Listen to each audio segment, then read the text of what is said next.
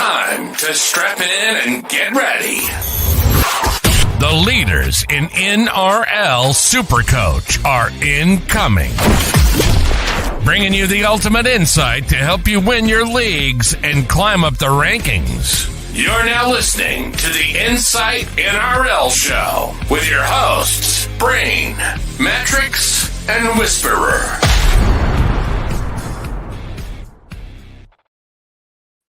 The major buys, they're finally done.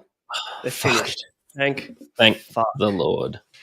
How'd you go, mate? It's been probably one of the worst weekends of football for me, for my Supercoach side anyway, and also as a Tigers supporter. And I assume that as a Broncos supporter, you're not far behind me. Yeah, I mean, I didn't score that much better than you. And, I mean, Broncos give you the illusion that at least they're in a game. But apart from that, yeah, it wasn't real great for footy for me either, I'd say. No, it was rough. It's yeah, it was a bit of a weird week, but some massive scores, some huge scores out there. We might not have been able to top the table. I got 891. Looks like you got 957. That's pre-updates, obviously. So we'll keep an eye out and see how those scores go, and we could even get a live update mid-pod. So that'd be good if we did. But some big scores out there, Matty. Like, you know, if you're a Jaden Campbell owner, if you bought Tom Trebojevic this week, like some of these guys went real large. Ronnie Mulatalo got 130 odd. So, yeah, the pod hunters were repaid, I guess, this week. Yeah, and I think it was just like, I don't really consider Campbell like a big balls play, but like the vice-captaining Ronnie Mulatalo probably was. Bringing in Tommy Turbo and captaining him it was probably ballsy. The JC thing was ballsy with the fact that AJ Brimson was lurking there in the 18 jumper. Yeah, that's probably what deterred me. And I mean, I've never really been a big Jaden Campbell fan, and maybe that was sitting in the back of my head. A lot of people were getting on, and it was a chance to kind of antipod him, really. But it just wasn't. It wasn't to be, and it was a pretty good matchup for him and the Titans, to be fair. Did you nearly get tempted by AJ Brimson there right at the last minute? Nah, I'd already brought in Asako in that spot. I couldn't do it. I was close. I was very, very close to bringing him in. What did he score in the end? Like 30 odd. Rubbish. Yeah, well played. Because he got hooked at about 55 minutes and Keeney came on and played the rest of the game there. But I didn't see that coming, to be honest. I didn't see, unfortunately, Brimson getting hooked for Keeney. But again, I guess it's his first game back. They're trying to bring him back in and get him some fitness, getting some Ks in the legs and not overdo it early, which is fair. So, the Gold Coast Titans have a nice little run of matches as well, which is probably going to favour those that bought Jaden Campbell or even Brimson next week. You know, they've got a nice little three-game run coming up, including last week. So, yeah, we'll see what they can do. But, guys, of course, we're live, so drop your scores into the comments. Let us know how you went this week. This is probably a pretty big moving week, I reckon. If you have the guys that we mentioned earlier in the pod, you could be definitely going up in rank this week. And subscribe and like if you like the content. We would appreciate that. If you're listening to us on audio, hit follow and review. Talk to us about your team, mate. In your what'd you get? 957. Who are the big guys that stood out for you this weekend? Oh well, I had Ronaldo. I had Garrick. I had Cody Walker, which ended up a good one, as well as like Nickera there. Captain Fafita after vice captaining Asako. Probably didn't really matter either way there. Can I mention that's fine. I had Targo. I ran with 18. I moved KPP on so that Targo's score didn't drop out, but I decided to go long-term gain rather than just this week. But the second the Knights game started, giving us the updates for the Titans today was bullshit. Brutal. Corrupt. Like that's just like corrupt. Yeah, you're right. Legit, that's the word I was looking for. This is like maybe tinfoil hat kind of shit. And you know what? I don't actually think it is. But tell me there is no coincidence that at 4:06 p.m., like a couple of minutes after kickoff, updates come in on the game where the player was the highest VC in the round.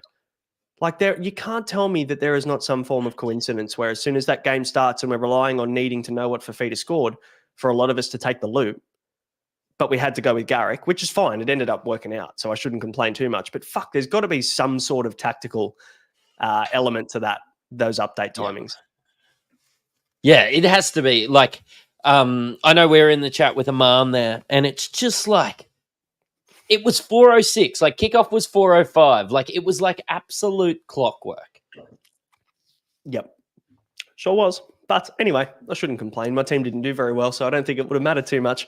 If anything, I probably would have taken the Fafita loop and been down about 40-odd points. So I shouldn't complain too much. But my team ended up 891. I'm hoping I can just scrape over 900 with updates, fingers crossed. But had the VC on David Fafita for his 76. 20. Well, how do you miss 26 points as well, by the way? He got a Probably all in that one play I messaged you about, where he palmed off about 4 guys and should have got the try assist. Yeah, I'd say they gave that back to him, didn't they? So it's fair enough. They just never got it. He was on 21, and then I checked after the try, expecting to see like 40, and he was on 26. I'm like, there's something's not right here. Yeah, definitely. So that was that. Yeah, he was good for Feeder. I think people were giving him a bit of a hard time not getting involved, but he took a lot of hard runs early on in the first half. So plenty of good signs for him. Just didn't He had find 8 runs in the first 30 minutes. Yeah. Well, we'll talk about them very soon. We'll talk about the Titans, and we'll go into a little bit more depth soon. But I had Nikora, which is good. I bought Hamoli this week, so I ended up my trades this week. I ended up trading out Kaeliro. And I looked at the stats, and I think I'm like one of 5 people to trade him out in the top percent of teams. So I bought Tungo to free up cash for this week. So I've got 650K sitting in the bank at the moment. Ready. He made money. Good trade. He did make money. I missed out on Ero's score, unfortunately, but it is what it is. I held Kai Pearce-Paul and traded out Curran, which I didn't exactly love, but I needed Kai Pearce-Paul for 13 players. If I was doing okay this week and I felt like my score was ahead of par, I probably would have flipped that and just played with 12 and just kept Curran. Just with the news, obviously, that for anybody who isn't aware, Max King looks like he could be out for the season with what appears to be a fractured wrist. So they're just waiting on scans there. So it looks like someone at the Bulldogs is going to benefit. Who do you reckon it'll be? Because, I mean, most of us have Sam Hughes still. I would assume that maybe he gets an extra 5 minutes, but I don't know whether the upside's for him. I think it's for someone like a Curran or even a Farmasili, maybe. Yeah, I think it's Sam Hughes and a Curran, because I think Farmasili probably fills in the Hughes role, and Hughes fills in the other role, but King's role. Sorry, but I do think that Curran will get some extra minutes, because I don't think they'll give that full Max King role to Sam Hughes just because he's not ready yet. But I do think the plan will be to give the role to Sam Hughes. But yeah, I just think you'll see like blokes like Curran, and there's a big forward pack there. Some of those blokes will just steal minutes from him. And, you know, there's another couple of guys out. I mean, Preston still hasn't played for a bit, and who knows when he's going to be back. I think he re-injured that ankle, so I think he's going to be back probably in anywhere between 2 to 4 weeks. So who knows what that's going to look like. Jamin Salmon's going to miss a while with a broken jaw as well. So, I mean, Curran will definitely get some minutes. I think there's going to be a big bump for Josh Curran, whether it's him playing on a right edge to replace Salmon, or whether it's him replacing Max King in the middle. Do we think that the points are going to increase? Maybe he gets a 5-point bump, but his PPM through the middle of the park is fucking huge off the bench. I feel like he does a similar role and plays similar minutes than if he would if he started anyway. So I don't know whether there's too much of an upside there on him. But anyway, back to the reason I'm talking about him. I had to decide whether I was going to trade him out or Kai Pearce-Paul, and I needed the number this week. So I played with a dead even 13 and Captain Garrick, which ended up being all right, but I've got Greg Marju on my team. I've got Jake Tungo. Fletcher Sharp was all right. I'll trade him next week. Galvin was poor. So yeah, a bit of a kind of rocks and diamonds week, really. So and I missed on Campbell and a couple of other guys that went big. Braden Trindle went big. Are we looking at him? Like, are we seriously looking at him as an option for the run home now? No. Yeah, good. Any reason why? Oh, I mean, like, I just think that there's better options at halfback. I'm not fucking around with a mid-range cheapie. Like, yeah, I know that he sort of steered him around the park, but they're not going to play the Tigers every week. And I'm sorry for saying that to you. No, I'm a realist, and everyone I think knows by now that I'm a realist, and I'm not someone who just blindly goes in and defends the Tigers. If anything, I'm more critical than most on the Tigers. And yeah, we were fucking awful. And Zachary, it's not my place. It's a fucking green screen. But maybe I should just run with it. Thanks, Ryan Hammond from Astute Newsstand right. for the pad. Maybe I can thank Ryan Hammond for the green screen because maybe he helped me afford that. That's probably about as far as it goes. But no, not my house. Just didn't want to have the boring blue in the background again. I thought maybe I'll just spice it up. I was actually, no lie, I was going through looking at past pods and trying to get a pitch or find when Josh walked away from his computer, and I was going to try and get a background of Josh's house. Washing basket. Yeah. With the washing basket and the futon and everything, but I just couldn't, unfortunately, find it. So, didn't have the time. But, mate, we probably should jump in and have a look at these games from the week. Otherwise, we'll just talk shit for the rest of the pod, which we can do very well. Like that. Yeah, they do. Dolphins 36, Rabbitohs 28. Plenty of points in this one. I mean, normally Thursday night matches are a bit of a fucking poo slinger, aren't they? But this one, there was plenty of points in it. Bostock with 111, AJ with 121. Looks like the ball was just going to both wings pretty comfortably for the Rabbitohs. So did you own any of these guys on either team? I had Asako and Cody Walker, so I didn't have anybody on the I suppose Asako was on the edge there, but yeah, didn't have anyone else. And before anyone else, I'm due for a dad joke. It's the Dolphins because there was no D. There was, there was no D. It is the Dolphins. That's for sure. And look, maybe there was no D on either side with 50, 64 points scored in this game. Jacob Gagai continues to hurt all of us that sold him. And look, I still go into bat and say that selling him at the time we sold him was fine. But in saying that, fuck, anybody who held because they had other problems or other issues in their team is being really heavily rewarded right now because the ball is just going his way. And I think that comes down to Cody Walker playing on the right now and Jack Whiten playing on the left, which is why AJ's taken a hit, but he was good in this game. So both wingers coming home with the chocolates in this one, but falling short game-wise. Herbie Farnworth, though, 104, continues to rack up some scores. Has he become a little bit of a pod center wing for the run home now, or is there just not enough? I mean, the Dolphins draw kind of sucks too, right? Yeah, it does. And if it was anyone, it's probably like price-wise, it's probably more like Bostock, to be honest. Like he's 470K again. I kind of like, you don't wish that you held because you cashed out at a really good time. But yeah, like if you believe in Farnworth, you probably believe in Bostock there as well. Look, we can talk about the edges and all these points scored as much as you want, but we should talk about the second coming of Jesus in Tavita Pangai Jr. there, mate. Can you just give us some comments? And I'm not good enough on the computer to bring up all the takes that you've had about Tavita Pangai Jr., but given the opportunity now, he's a beast. He was good. I mean, he was so good. Back when I did these takes, he scored 34 and 32, mind you. So I still feel vindicated with the fact that I think when you guys were fucking spruiking him up after he hadn't played football for a year and got knocked the fuck out, I still feel like I'm partially winning that argument. But he was huge. He was massive. Like the amount of hard runs that he took, the big hits he's coming out of the line. This is what we know from TPJ. The offloads? Yeah. That the try? This from him, right? It's just he got minutes and also scored, which, again, if you bought him, you'd be very happy to go 36, 34, 90 because you only paid for 30s. So that's completely fine and a really good buy. If you ended up getting him 2-3 weeks ago or you just got him this week, great, happy days. Because dual position won't hurt you, I don't think. I can't see him being an AE nightmare, really, can you? Like, he should probably score 30 as an absolute in a pinch, all their buys are done too. Like, you could play him some weeks. Yeah, that's true. Yeah, you wouldn't want to hope that you'd have to rely on playing him, would you? Like that wouldn't exactly be fun, having to rely on playing TPJ. But again, yeah, he's not going to overly hurt you, I don't think. So yeah, but I'm not buying him, for the record. I'm definitely not saying that we should go and purchase him because I think once these guys come back in and they're at full strength or close enough to full strength, it's he's going to play bench minutes and get 30 odd minutes off the bench, which is fine. Trey Fuller as well has done his job for owners, 86. So if you held Trey Fuller through for the major buys, I know a few people did, then congratulations. It definitely paid off for you this week and probably paid off for you in the run through this buy period too, Matty, because he ended up filling in for Hammer after he got injured too. So he's got an extra couple of games up his sleeve that people weren't really planning on getting.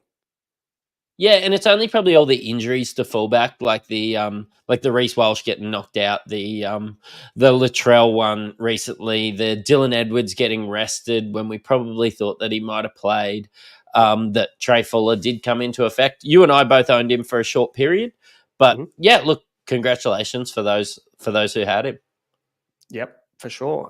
Dolphins-wise, Max Plath got updated to 60, ended up playing hooker for this game, obviously. So from what I saw eye test-wise, the points weren't necessarily there as much as what you would get from him at lock. But in saying that, you still can't be upset with the 60. And I think for the most part, you're probably going to be getting 50-plus from him nearly every week, even at hooker. Do we think when Kurt Donahue comes back, he got suspended for that 3 weeks, that Plath goes back into his normal role? Like, he's a utility, but I'm not 100% sure, to be honest. It just depends on what Plath does over the next 2 weeks. I mean, they got a win here. Do you fix it if it isn't broken? Probably not. I'd say Plath then lines up again, but it just depends what they do over the next couple of weeks while Donahue's still out. So regardless, they're going to have a place for Plath. I think whether he's at lock or whether he's at hooker, I think he's still reliable enough to play most weeks. So you're definitely not a trade at any point. I think he's a perfect 2RF5 or he's a perfect 582. And that's pretty much where he sits. Nothing really else going on for the Dolphins, mate, but one injury of note to Ewan Aitken, who looks like he's ruptured his pec. Kind of a weird mechanism where he kind of went in and was trying to rip the ball out or trying to like secure the tackle. Like normally when you see a ruptured pec, it's like a big bopper running at you and they fling the arm out and the arm gets thrown backwards in a tackle or whatever. And so this one was real weird. But it looks like he's going to be done for the season, unfortunately, Ewan Aitken. So who do you think benefits from him missing edge now? Connolly Lemuelu obviously is already getting the minutes there, but Felice Kafusi probably just comes back in and does a job there, you'd assume? Yeah, I presume. So I still think it's good news for like Plath and other guys that are in the rotation, maybe Ray Mustone as well. So I think that maybe he's a beneficiary there. Yeah, we'll see when they name the teams next week. But Cody Walker got bailed out with some junk at the end. I was spewing at this as a non-owner. Just thinking Cody Walker's going to score 40 again, and that's great because I didn't buy him. And for the most part, I never buy Cody Walker. I don't know why, but like there's been opportunities the last 3 seasons for me to buy him at the right time, and I've always faded him. And it kind of annoys me because he does find games like this where he gets points out of nowhere and they come really quickly. So very Reece Walsh-like scoring from Cody Walker. But he was good. So you'd be happy with the 80 there. Keon Kalamatangi, though, is he worth a genuine shout now to be a run home 2RF? Like, because if you're fading Olakuatu or you're looking at maybe getting a little bit potty, he's still, like, I think, sub 25% ownership or something in the top teams. Yeah, I think so. Like, I definitely think he is. Like, the worst thing is, like, most of us consider Angus Crichton must own, and we've bought Eli Katoa at the right time. We've bought Hamoli at the right time. We own Fafita. There's one other absolute gun there that we all seem to own there. Fafita. Nikora.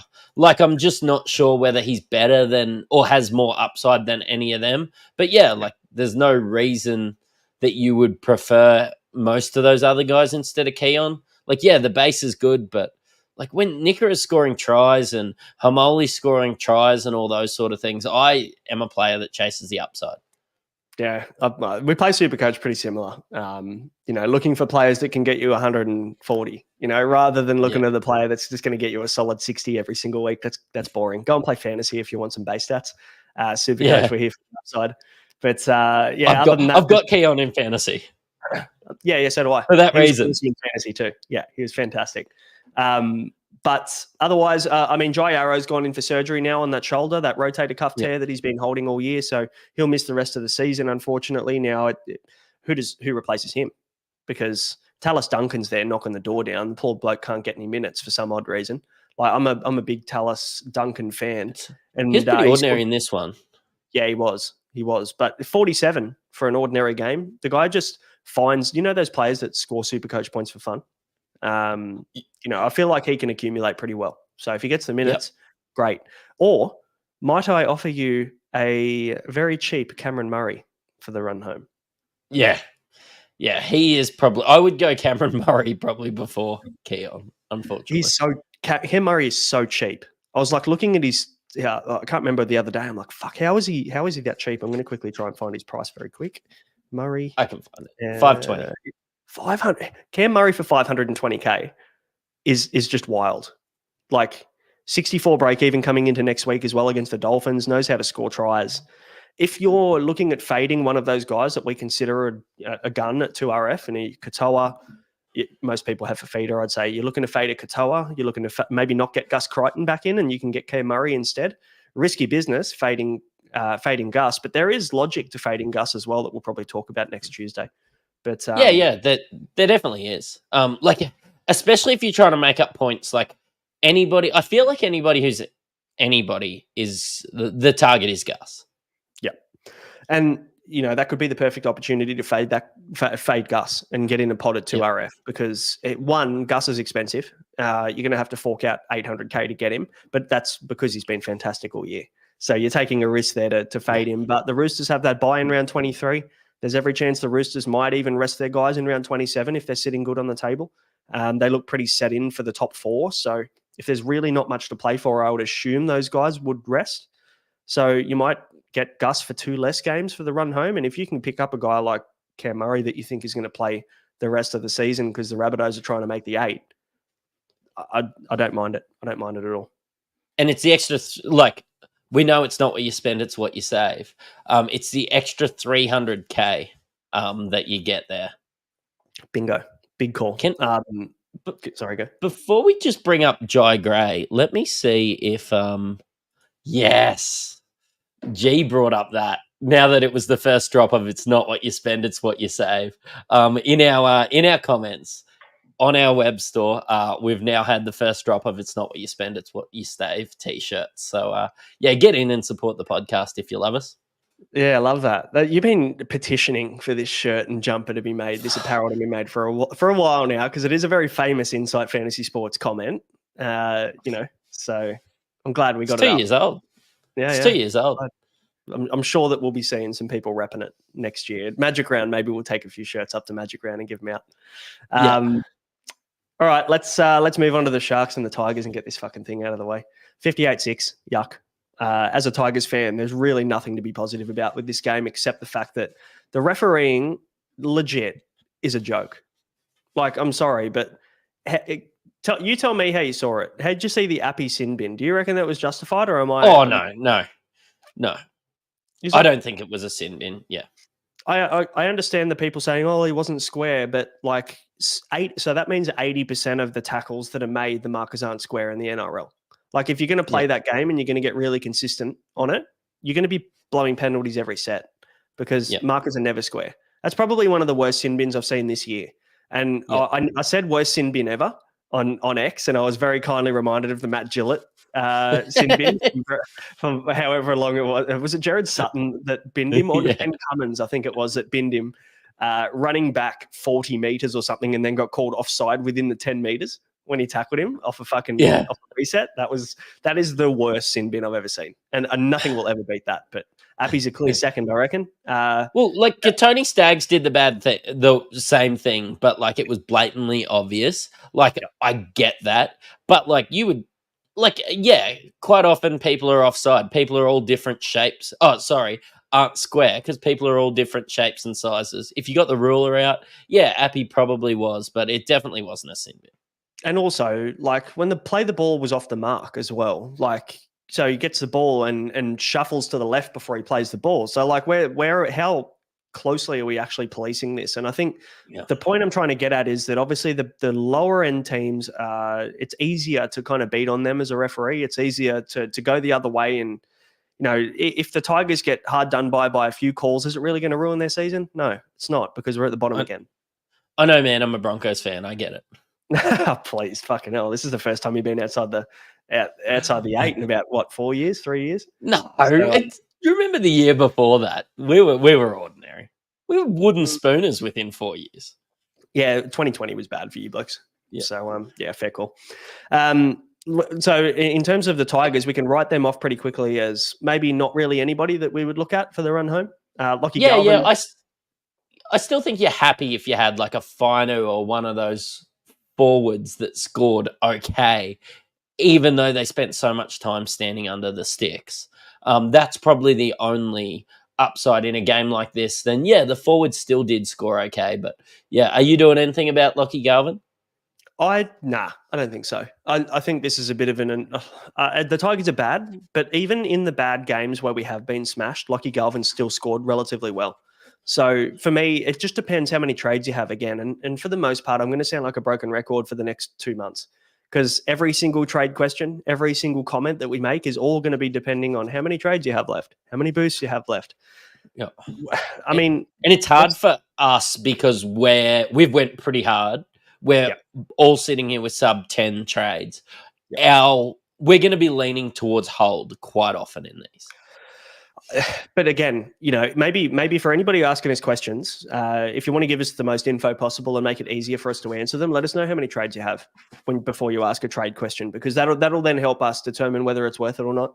For me, I've got 9 trades left, and I've still got 4 trades that I plan on making. So I think maybe Galvin just isn't in those trade plans, and he's good enough as a 5.82. I've got Dylan Brown as a 5.81, who I also don't feel great about, but I think Galvin and Brown, if you've got them, you don't really need to make any trades there unless you've got like 15 trades plus. Do you reckon the line at the moment, we're talking run home trades, right? Like you reckon 15 trades or more, you can get a little bit spicy and start to look at maybe a few pods on a Galvin out for a Munster when he comes back or something like that? Nah, 12. Do you reckon 12 trades? I think. Yeah. Really? That's only 3 more than us. Yeah, that's fine. Okay. All right. I do think I'm talking about getting spicy, but I'm talking about getting spicy an extra 3 times. Yeah. Yeah, fair call. I mean, look, you can probably afford to do a link trade from a Jaden Campbell up to then being able to get to Cleary or whatever. Like that probably allows you that flexibility, I guess. But if you've got maybe 12 or 13 trades left, then Galvin out might be an option. But again, So good example here, Galvin and Campbell, 14 trades, would have 15, but went early on Hines to Cleary, which also makes sense. That's fine. I don't know whether you even need to trade Galvin because realistically, you probably want to play Campbell most weeks. And how many times are we going to be playing Galvin in the last few weeks anyway? It's only I understood the play down to Jai Gray. Which we didn't really touch on, but he got 64, so that was all right that was really good for a 270k player. Mm-hmm. But I understood that because he could play in a pinch, but save the trade. You're not going to play Galvin anyway. That's it. You got to look at your best 20, because for the most part, there's going to be 5-6 guys in your team probably most weeks that you just don't play.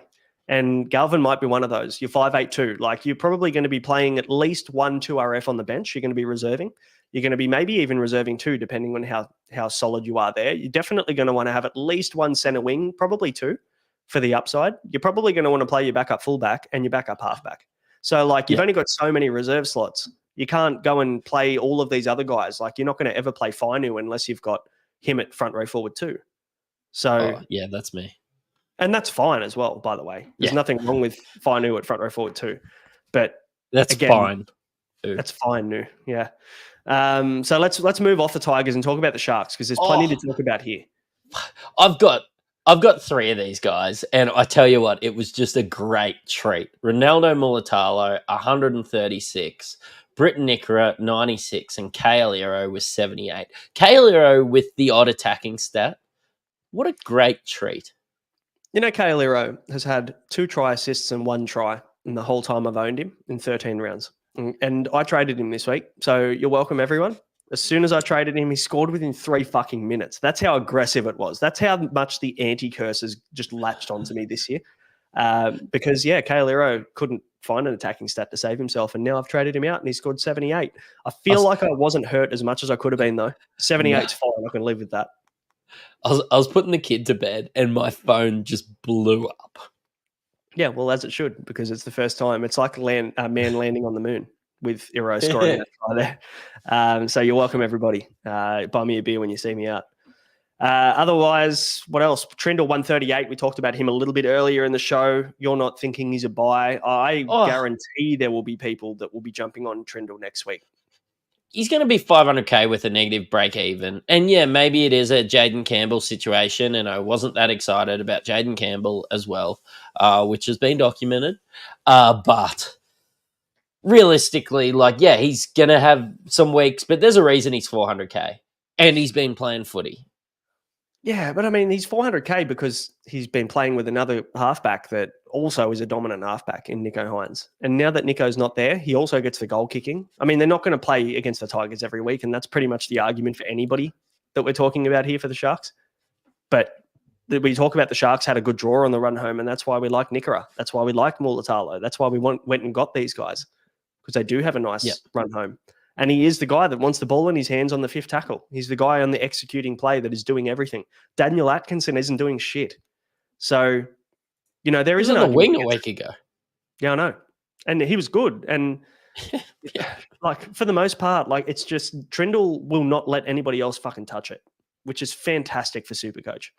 Is it good for the Sharks against good teams? Probably not. But I can't argue against it. But are we reacting to last week's points? That's going to be the question. And also now he's going to be about 80 or 90K more expensive. So do you want to buy him at 540 or 520 or whatever it ends up being? That's a question you have to ask. Yeah. I'm not the person to talk to about Trindle. Yeah, if we go back into the archives far enough when we first started, there's a reel that's out there somewhere on you talking about Braden Trindle. So I'll let people go and dig if they want to. Otherwise, not much else going on. Jesse Colquhoun, unfortunately, looks like he's done his ACL in this one. So not Supercoach relevant, but hopefully he goes and gets himself fit and healthy and he's back next year. It's only that so Will Kennedy will be out and Cade Dykes is out for the season, and then Nicho has played fullback in a pinch as well. I actually don't know who they're going to play at fullback for those that are messaging through. But I wouldn't be surprised to see somebody like a Kaeliro or a Ronaldo Mulatalo move across into that. I don't actually think it'll be that good for Mulatalo's scoring, or even a Jesse Ramian or somebody like that could do it. Yeah, but I think maybe Hero. Yeah, he's played at fullback at lower grades and stuff. I think there's every chance he does, especially if it's just a little plug and play for a couple of weeks. And also the perfect little kind of process would be Talakai back to center. So that probably makes the most sense for me. How long was Talakai suspended for? Was it 1 or 2 weeks? 2, I think. So he'll miss round 21. And also, good reminder in the chat from Haggy that Sharks are on the bye next week. So obviously, we're not going to be buying Trindle next week, but which again might be the write-off, because a lot of people want to go Nicho down to someone or up to someone. Maybe that rules out Trindle next week, because people are going to want to make that move and not sit on Hines cash for too long. But if you have, like Fisher says in the chat, if you have Kaeliro, if he gets named at fullback next week or the week after, then it's probably worth just holding on to him unless you can get a massive upgrade. Yep, I agree with you. What do we got next? Titans and Eels. I wouldn't call it the game of the round, but it's definitely the one with the most eyes on it from a Supercoach perspective. It was this game and this afternoon's game. Jaden Campbell being the only one to crack the triple figures with 111. He was awesome. He was very good. He just seems to be the guy that is like he's the one that's going to be the beneficiary for most of the Supercoach scoring, I think, in this team. Like, he's always the guy to make the last pass. He's got a really nice connection with AKP on that left wing. So, look, I'll put my hand up and say that we both weren't keen about, 4 weeks ago? And Josh called this one probably 4 to 6 weeks ago saying, hey, any interest in Jaden Campbell? We kind of went, nah, not really. So, it could have been huge if we got on 4 to 6 weeks ago. But, yeah, probably one we got wrong this year and one that we have to let through to the keeper now due to his price. Oh, yeah. You won't be touching him now. But, yeah, look to be in everything. There's just, with all these question marks, I don't think Campbell will lose his spot. That's not what I'm saying. But I just wonder if his role changes when, you've got a very healthy AJ Brimson out there at fullback and that. And, sometimes he's the one making the plays at the end. We did see Kieran Foran just take a back step in this one, which at this point in his career he could do. But we were talking about Kieran Foran scoring. What did he score? Like something crazy a couple of weeks ago. He scored 107 just a few rounds ago. Like, yeah, like he's going to have his nights, but he's also got a 30 in him is probably what I was leading to. So, yeah, and I still agree with that. I think the goal kicking boosts him back up, and the Titans can score points against the best of teams. So, regardless of who they're playing, but fuck, the Eels are atrocious. If there is a team that can match the Tigers this year on being bad, it's the Eels. And I never thought I'd say this because you look at their team on paper and you think, fuck, they should be a top 8 team as a bare minimum. Even you probably say they could be pushing for a top 4 spot with Moses, Brown, Gutho, everyone fit and healthy, Sevo on the wing. Like they've got a great forward pack. Junior Bolo, unfortunately, he's injured. Regan Campbell-Gillard. Like, you look at like your Maddo, your Lanes, your like Cardis. Like there is Jermaine Hopgood who's injured at the moment, but there is a lot of stars in this team. Yep. Yeah, and for a team with this many quality players in it to be performing this badly is there's something. I mean, I know they've fired their coach. They've got a new coach coming next year. They've basically said to Trent Barrett, "Here you go. You can sink with the Titanic." And we'll start again next year.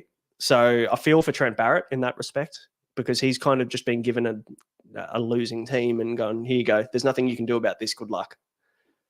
I think Riles could be there in the next couple of weeks if what I was reading is correct. Yeah, I saw the Melbourne Storm they're looking to get a immediate release out of Riles' contract at Melbourne Storm. So if that tells you anything, there's every chance they could probably bring him in early. So I would, you know what I would love? I would just love for the Tigers not to have the spoon this year. That would be fantastic. If the Eels can continue to be shit, I would appreciate it.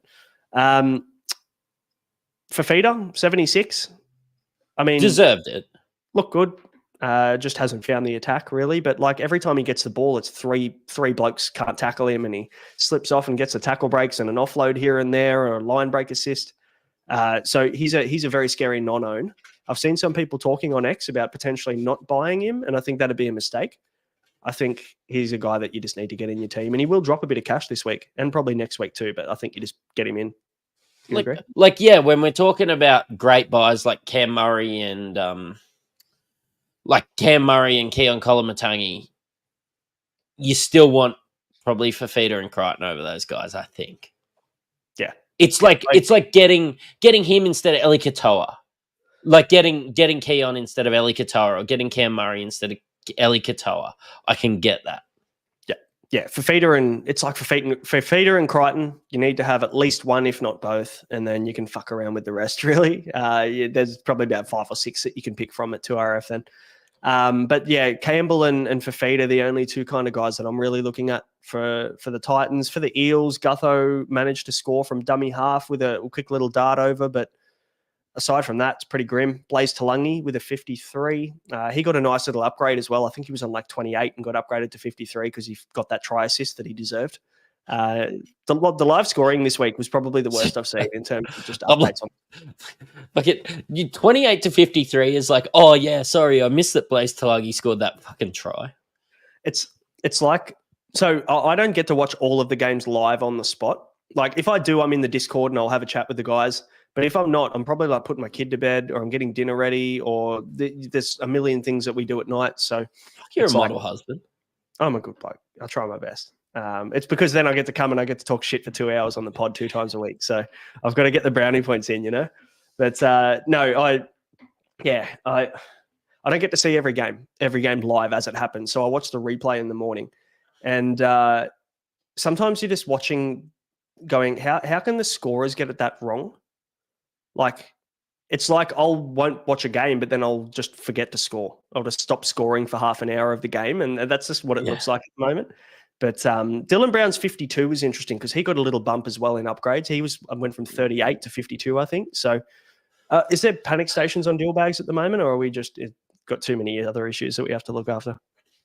Eels suck, and they got beaten by the Titans, and Dylan Brown still got 52. He looked really good. Like, he looked a bee's dick away from a line break about 10 times. Like, he looked like, he had he just passed it out and like it was just drop cold, but it should have been a line break and a possible try contribution. Like me watching Dylan Brown play, he should be on more points, but his team isn't helping him around him. It looks like he's trying his guts out, to be honest. And also, for some reason, he played on the right again. I thought they would have just, because it's only 1 week and Mitchell Moses will be back next week, I would have assumed. Why wouldn't Dillbags just play on the left like he has for the most part of the season? Like, and then Dejan Arce can just come in and play on the right. Like, I don't understand why you would go and move your consistent 5'8" for 1 week and then move him back. Yeah. Just, I don't get it. But anyway, Ryan Madison, 48. Again, another guy I've toyed around with having a look at, but just not enough there for me, unfortunately. Brendan Hands with a 44 for any of you that have Brendan Hands like I do. He went from 30 to 44. It looked like Eels players all got a real big bump in upgrades. So because they felt sorry for him. Probably. Can they give the Tigers a bit of a bump, please? And Jake Tungo got 18. Remember how last week we were talking about Jake Tungo not ever going to be an AE nightmare, and then he scored 18. Yeah, now he's an AE nightmare. Apparently, Lorenzo Mulatalo was the answer, not Jake Tungo. I mean, maybe neither of them were, to be honest. It's like, yeah, you get an extra 20 points. I needed a downgrade. Like I spent most of that money getting Asako and getting Hamoli in, so I'm not mad. Yeah, fair enough. But maybe that's Titans Eels, and again, like the reason we'll probably speed through this and maybe even not be talking about too many of these teams on Tuesday is because there was so little amount of genuine good run home upgrades that we could get this week. But that's why everyone went and bought Hamoli, because he was like the only one, and JC. Like they're the only ones really that you want in your team that you want to actually play week to week for the run home. The rest you kind of like, I'll wait for all the good players to come back. So before we move on to the Broncos and Dragons, mate, we'll give a shout out to the Standard Squeeze, who sponsor the podcast, long-term sponsors. If you're sick of breaking your glass bottles, if your beers are going maybe warm at night, your coffee's getting cold in the morning, then the Standard Squeeze, they've got you covered. They can help you drink responsibly and conveniently as well. You see Matty there, he's our perfect model here, has got his lovely 4-in-1 that keeps his beer nice and cold for the 15 seconds that it's in the tin. And then he's also got the combo pack there. Have you finished? Oh, yeah, you've got so the 4-in-1 also comes with a little coffee lid too. So yeah. And this one you put in, I don't have a stubby on me at the moment, which is actually a rare occasion. So you put that in and you go stubby, but you put it on the bottom and like it just works as a little coaster while you've got your tinnies in it. It's fantastic. That's very nice. It's lovely. And you've got your combo pack there as well that gives you the perfect pour. So you just squeeze the bottle and it fills it up to the perfect 30 ml pour. In case if you want to go boating, camping, fishing, if you're an outdoors person, you don't want to take a bottle of vodka or a bottle of bourbon with you, you can just take your Standard Squeeze. It comes in 4 different sizes as well. There is the mega one that comes with a double shot too, which I'm sure that you would love and is probably getting a workout at the moment. So mate, we got a few of these, and the best thing about these, and you didn't mention, is putting them in the freezer. Good call. Keeps your drink nice and cold. Absolutely. And you can do that with your 4-in-1 too. Put it in the freezer or put it in the fridge and keep it nice and cold, and then grab it out and put your tin straight in it, and it'll keep it cold or even longer. So if you want to go to the Standard Squeeze website, it's thestandardsqueeze.com, and you can use the coupon code IFS15. It gives you 15% off everything in their store. Now, that was a good ad. Can I mention that was great areas. I know we did all right. And for the most part, like sometimes if we've got a big show on, we'll mention them, but then we'll move on. And a lot of people have actually asked us in the background, like, what is it and how does it work? And like, can you explain it a little bit more? And I have to those people. But for anybody who was wondering, hopefully that gives you a bit of an insight into how you can use them. But we're giving them away as well every Tuesday. Yeah, I know. You like that? All right, let's talk about these last 2 games, mate. Broncos and Dragons. I've been procrastinating. That's why the ad was so good. Dragons 4-point winners. I'll tell you what, they nearly fucked up. Like, if you guys didn't just not play football for a half, you probably would have won this game. I am going to make a bold statement and say if Tony Staggs didn't get sent to the sin bin and we weren't just on our back there, I think we would have won. Look, yeah, obviously sat there and watched every minute of this one, as I do most Broncos games. Didn't go to the game due to having a pregnant wife, but man, like the Dragons played some good footy. Like Jaden Sewer played probably the best game I've ever seen him play. I mean, sure. Yes, yeah, he probably did, but he just didn't. Like, he scored that try, but for me, he didn't stand out like a guy that you would all like that you'd mention at the end of a game. For me, Christian Tuipulotu was a fucking monster. Like, if you're going to mention anyone, Christian Tuipulotu, the amount of contact that he got for all of his tries, like he burrowed through 3 or 4 blokes to get to the try line. So, like, serious effort from him. Like, I'd be very surprised if I don't see him finding his way into this team long term. After that performance, like, do you really want Michaeli Ravalawa in your team if you're a Dragon supporter? Like, the guy really doesn't offer much anymore. Like, I'd much rather Tuipulotu and Lomax my wingers for the rest of the year anyway. Obviously, Lomax is going to be off next year, and I think that's going to be Tuipulotu's spot next year, and could be a genuine option if we're looking at him next year. What's he priced at the moment? 400 negative 23 break, but he'll go up 100. He'll go up 120k this week, 130k. So that hurts a little bit if we're looking to purchase him next year, unfortunately. But still, he's going to be good next year for the Dragons, I think. Kyle Flanagan, also decent game for him. He was all right. He was in everything, so he should be with Ben Hunt out. So he led the team around pretty well. Congratulations to the 3 people that own him. Yep. Supercoach relevant for the Dragons. Jack DeBellin is probably maybe the only guy that I'm looking at here that would be partially relevant with a 67. So he did go on that lean spell, didn't he, JDB, for 3-4 weeks, and his minutes were shit, and we were wondering what the fuck's going on here with him. It seems like he's come back to life a little bit, but it's still inconsistent. Like, we look at the 46 against the Tigers, 27 against Manly, 37 against the Roosters, and then these random 87 and 67 scores. So there's nothing reliable here that you can look at for Jack DeBellin. No, and I don't like.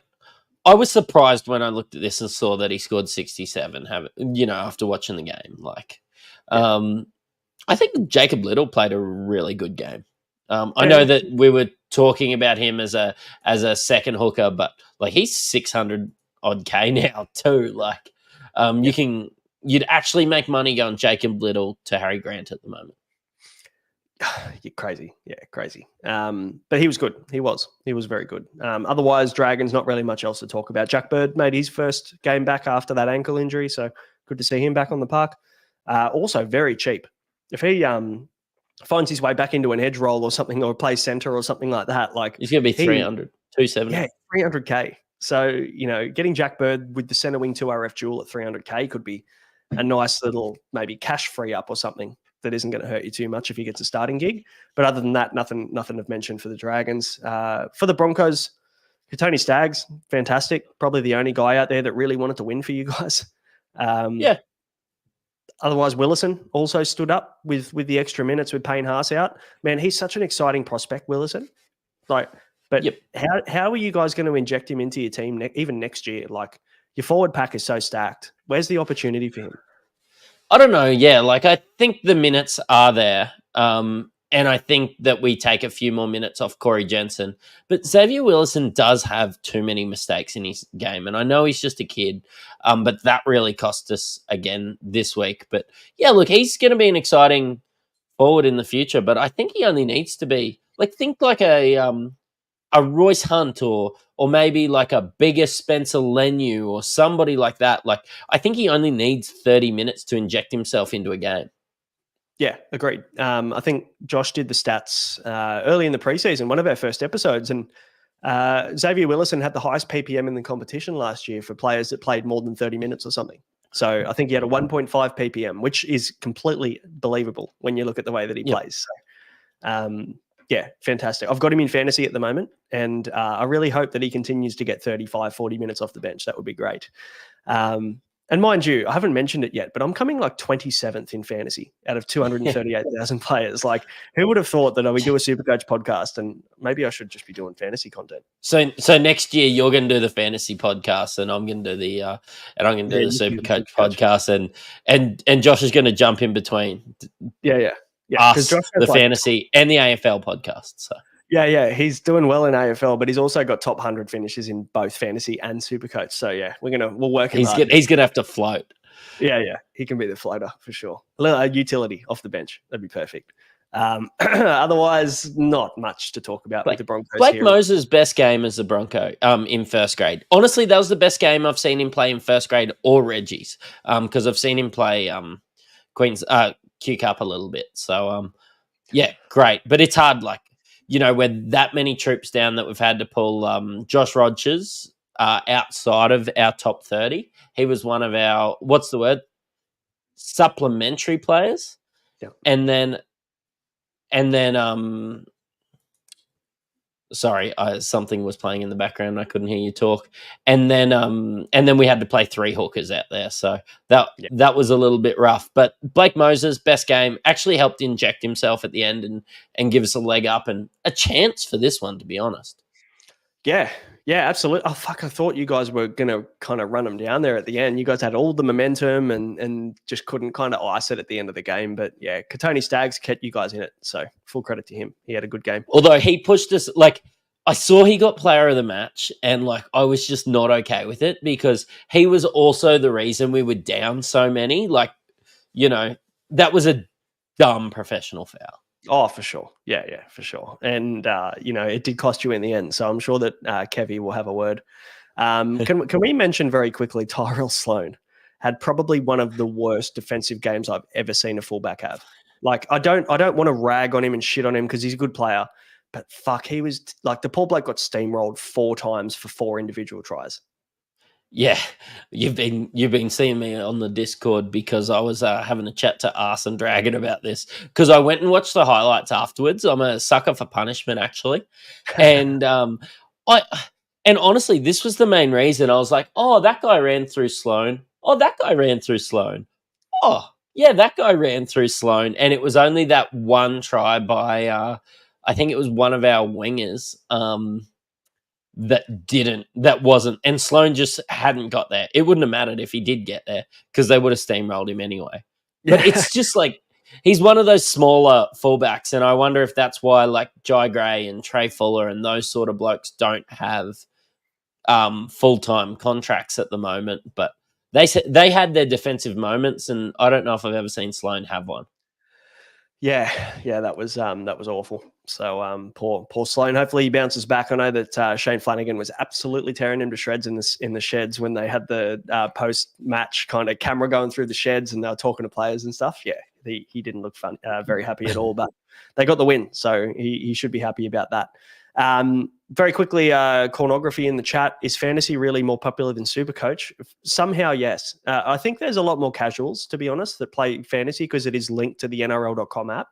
So I'd say people just don't even know about Supercoach because it's run by Daily Telegraph. That's my only assumption, really. Yeah, I feel the same. I really like it in its own right. You're just spending your money on your middle forwards and those sort of guys, and I sort of gamble on fullbacks because wing and fullbacks are the same spot. So you just run 3 fullbacks, and like this year I had to get a bit spicy, but like your Greg Marjus and your Alex Johnstons, and they have their big games in this. They have a big game in fantasy, and it's like 50 points.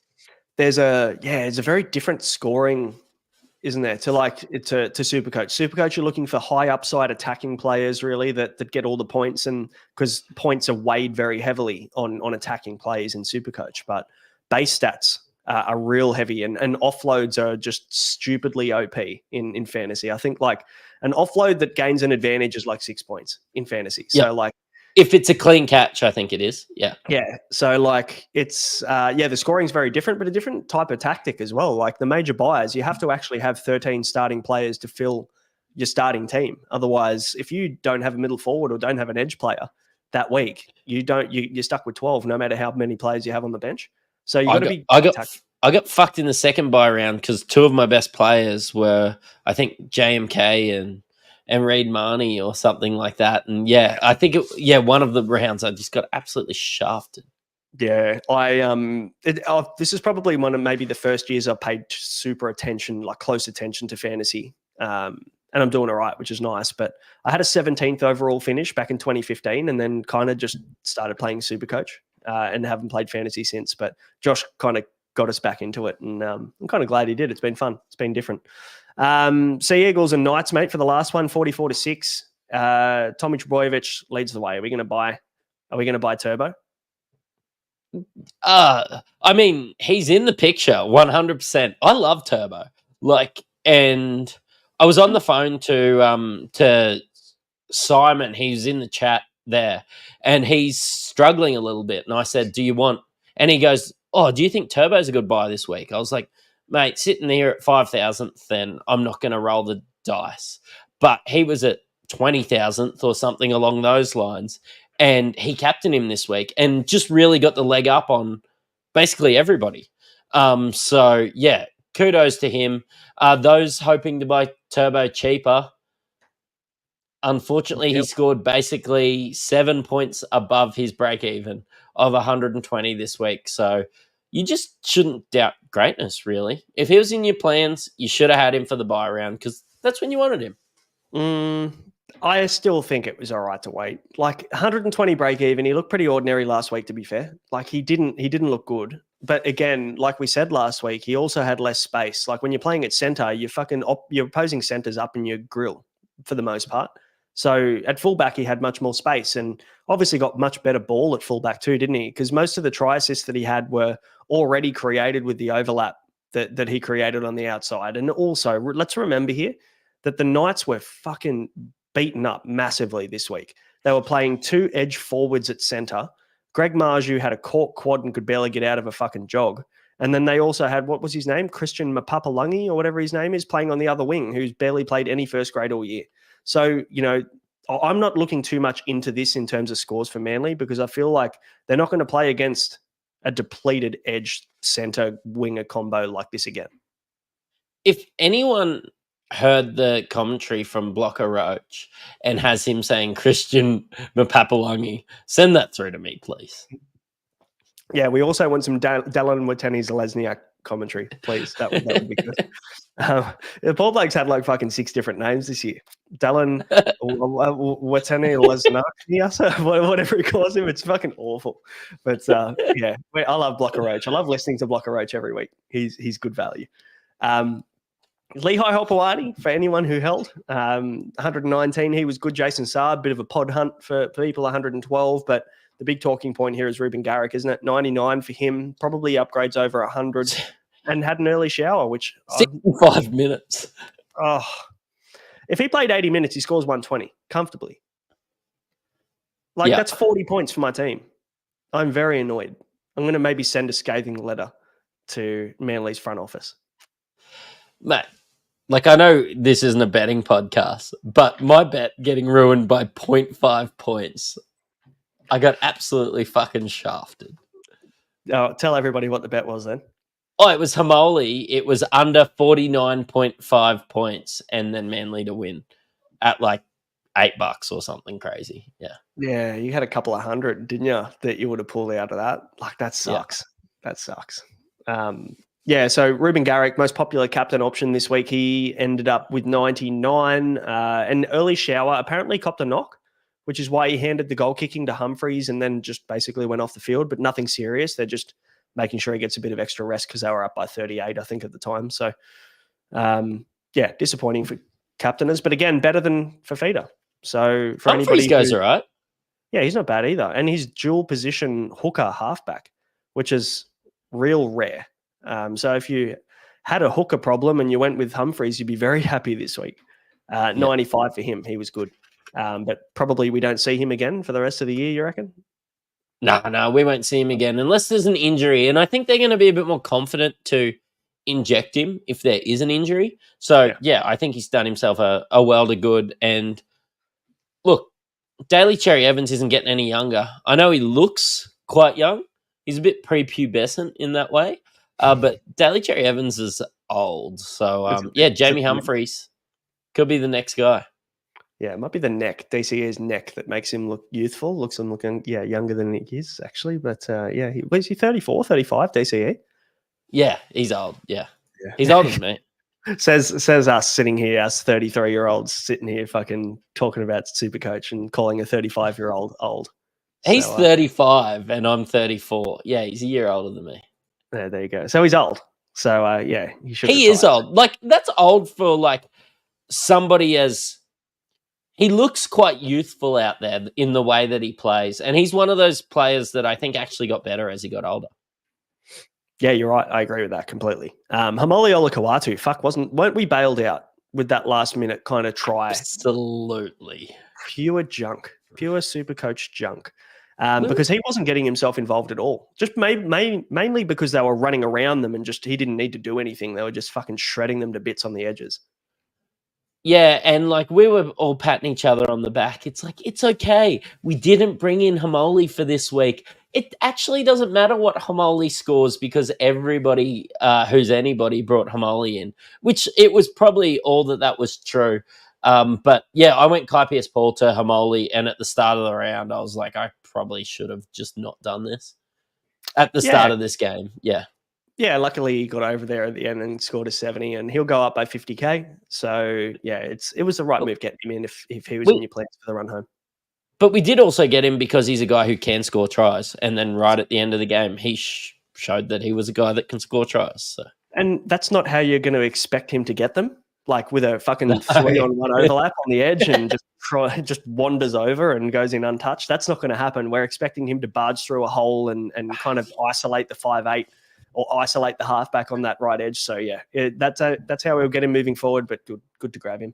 Tyson Frizzell top scored for the Knights. Otherwise, it was pretty grim for them. 44-6 loss. So not many positives to talk about. Kai Pearce-Paul though, 52, third highest scorer for anybody who held Kai Pearce-Paul.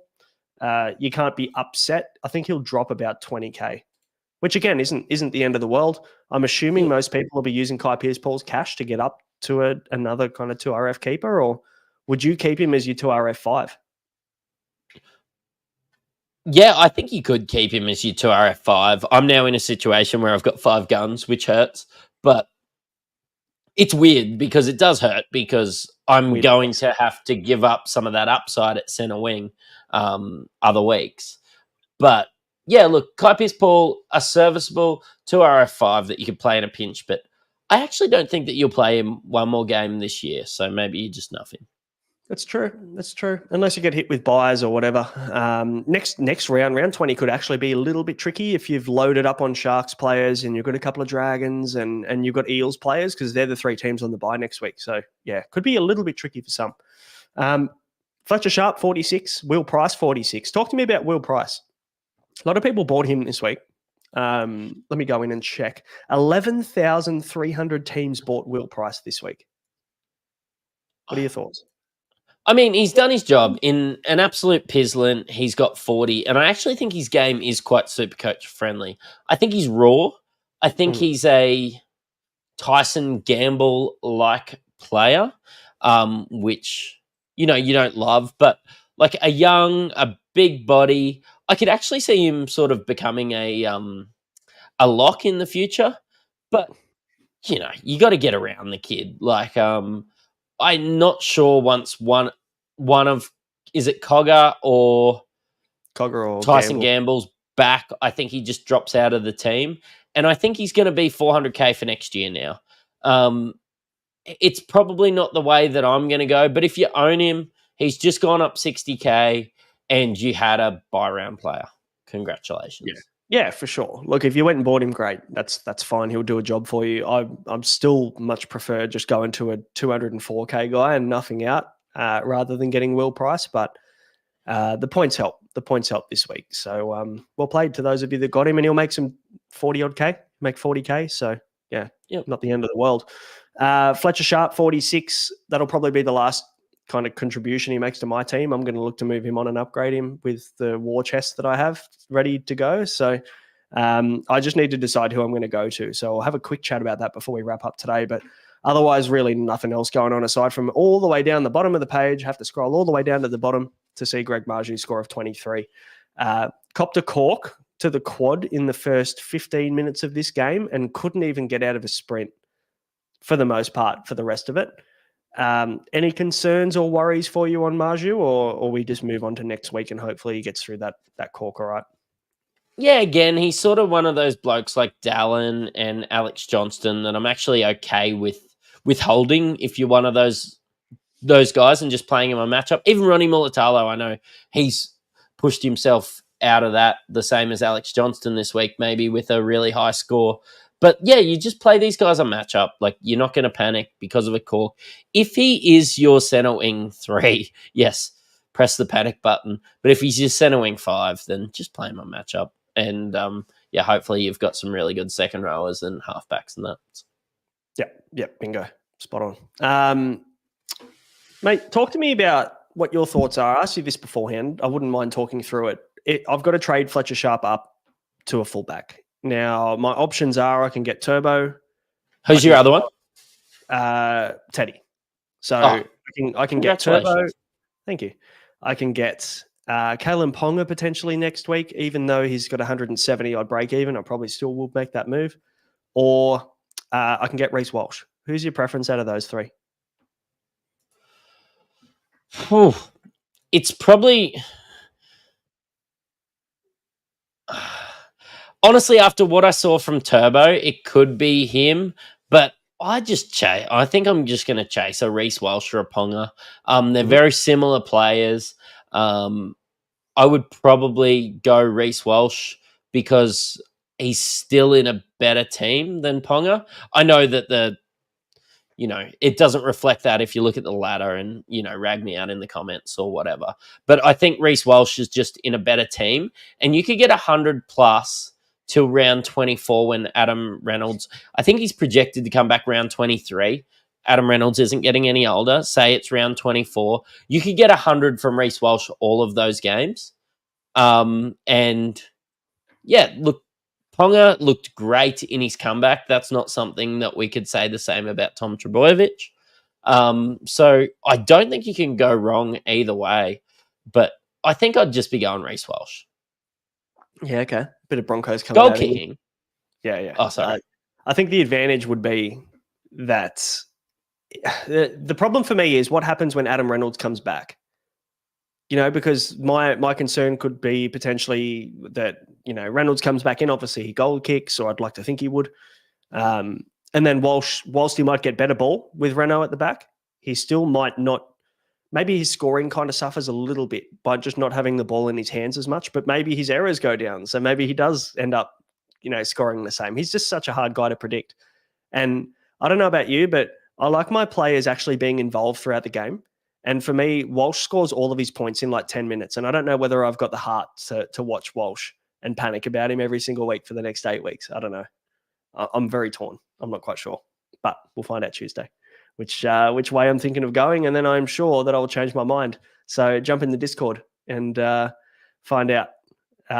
You struggling with audio there? Yeah, okay. Apparently you can't hear me. Anyway, if we get Maddie back, we'll continue. But otherwise, very quick shout out, of course, to our other sponsor of the show, Ryan from Astute Newstead. And if you're a homeowner and your rates are above 6.2%, or maybe you want to buy a home, you want to save some cash, you want to refinance, you want to renovate, you can do all of those things, and you can save some money as well at the same time. You can reach out to Ryan at Astute Newstead. Won't cost you a thing. Obligation and cost-free inquiry. His link tree is in the description below on this video, and you can click on his link tree and put in an inquiry, let him know that we sent you, and he'll look after you. We got audio, Matty, or no luck? No, looks like he's dropped out. That's okay. But you know who I do have here to replace Mattrix to see if it doesn't work? I've got the big horse. We got the big horse in here. Hey, mate. How you going? Hey, mate. How you doing? Yeah, I'm well. How's your AFL week? Obviously, for everybody, I'm sure they know that you're the host of the AFL show. And we've done a little bit of a crossover episode here accidentally. Yeah, we have. I was just sitting in the background listening to you guys talk NRL because I did have Buckley's idea on NRL before taking an interest with you guys, and currently sitting inside the top 10K. So pretty happy with myself at the moment. Hey, what a king. Love that. Yeah. How's Skiddy going as well? Because I think Skiddy's NRL team's doing all right. Yeah, he's doing well, yeah. Does Matrix know that he's been booted now and I'm now the co-host with you? Or I haven't told him yet. Told him yet. So I'll have to let him know myself. But that's fair. I get it. Yeah, well, we'll get you on the AFL show, maybe, Matty, and you and Skitty can hang out for a bit. No, but the big horse and I have BBL a little bit later in the year, don't we? So We do, yeah. connecting a little bit later in the year. The draft is coming up in a couple of months, so that'll be quite interesting. Good times, mate. I remember you last week popped into our live and threw a few birds at us and then disappeared. But this time you said that you had something that you were preparing or something that you wanted to say. So Did I? I don't know. That's what you said to me in a text. So yeah. I didn't do too well this week. I just got over 800 this week. Okay. I vice captained Walker and decided to take his score. And the rest of my team didn't really do too well. So just over the 800 this week. Probably going to see some red arrows, but again, if I finish inside the top 10K this year, then that'll be a huge win. Not bad. Go Balmain. Yeah, up the Tigers. See, I've converted Mick to the Tigers because he didn't have a team, and he thought, he likes being disappointed week to week. So why not just follow the Tigers? So I was going to follow the Broncos after our trip to the Gold Coast last year, but I didn't want to go through that again. So always been a big Tigers fan. That's fair. You saw so many emotions of me at the cast absolutely, that night. Yeah. You were so happy and so sad within 5 minutes. Terrible. I got 2,212 this week in AFL. Is that good? That's pretty good. That's probably just above par, I reckon. Yeah. Looks like the app's opened up if it didn't for you guys. Yeah. AFL. So So for those of you that are interested in AFL, jump across the Discord, click on the AFL section. We do have someone in the AFL Discord that was 5th overall for scoring this week with a huge 25-60. So if you want to get a look at his team and look to see who you can trade in, jump on in and have a look. Take what's up. Matty, sorry, go. Anything to add? I moved up 327 spots to 81,285th in AFL this week with a huge 2,048. So elite areas. Really? Yeah. Large. I'm sitting like 29,000th. You're in the top 50%. So you're doing all right. 43, actually. Thank you. 43%. I'm always ripping you off. talking Sorry. percentages when you're doing bad. That's the chip, Supercoach. I'm in the top 17%. I'm not. What happened to Gawn? Gawn's got a fractured ankle. Oh, it's the bottom half of his leg, and he may be back this week. Sorry for hijacking the NRL, boys. No, it's fine. We were done. So it's all good. Is that so? Matrix's favourite saying on anybody is he's Max gone. So we say that he's Maxi gone. Yeah, he's Max gone. He's gone. How's my man Dillbags going? Is he still notching good scores? No, shit. He let me down this week. 52. Yeah. He's been pretty ordinary, to be honest, since Moses came back. It was a heartfelt picking him, and he's let me down. Yeah, he hasn't been good lately. But how many trades you got for NRL? I've got 8 trades left, so I'm probably going to have to hold on to a couple now. Pretty happy overall with how the team's looking, but I've only got 2 trades left in the AFL, so it'll be the concentration will be on the NRL the next couple of weeks. I'm going to hold on to my trades for AFL. There's 2 weeks to go until finals, so for those of you that still have trades, now's the time to use them because we want to try and get you up and amongst the prize money in your relevant leagues. So, absolutely. We've still got 4 weeks before finals, Matty? Is it round 23 head to head for NRL? Yep. So, we'll play through to round 27, but that'll just about do us. Horse, anything before you jump off, mate? No, I feel privileged to be a part of one of the best NRL podcasts in the land. So thank you for welcoming me into joining you guys. And for the people at home that have listened to my tones, I apologise for not being able to give you any NRL knowledge. Cam Munster is injured. Don't pick him. Up the baggers. Yes, up the baggers. Matty, anything before we jump off? Nah, all good. I'll see you Tuesday, hopefully. Yep, sounds good. We'll be back Tuesday. Hit like and subscribe if you haven't yet. We'll see you then. Have a good weekend. Up the Tigers. Go Balmain. Cheerio.